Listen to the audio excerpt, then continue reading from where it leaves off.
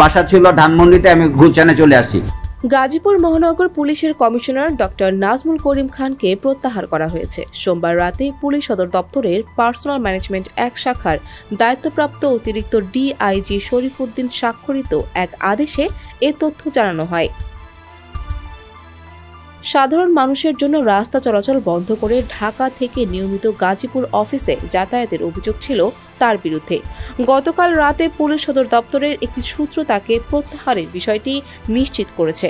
ওয়ালটন এখন দেশের সীমানা পেরিয়ে পৌঁছে গিয়েছে 50টিরও বেশি দেশে। ওয়ালটন, ঘরে ঘরে বিশ্বজুড়ে।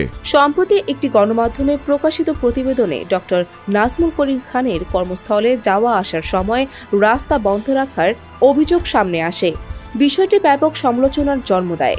এর পরিপ্রেক্ষিতে তাকে কারণ দর্শানোর নোটিশও দেওয়া হয়েছিল বলে জানিয়েছেন স্বরাষ্ট্র উপদেষ্টা লেফটেন্যান্ট জেনারেল মোহাম্মদ জাহাঙ্গীর আলম চৌধুরী।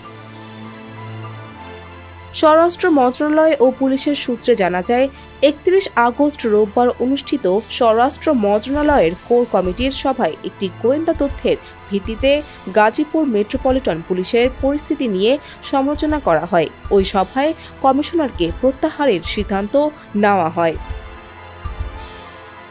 পুলিশের 15তম ব্যাচের কর্মকর্তা doctor Nazmul Karim Khan Bangladesh police service অ্যাসোসিয়েশনের নির্বাচিত সভাপতি। বিগত আওয়ামী লীগ সরকারের সময় বাধ্যতামূলক অবসরে পাঠানো হয়েছিল তাকে।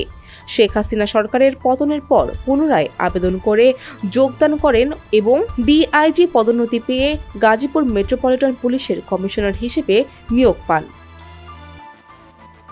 ডেস্ক রিপোর্ট, সমকাল।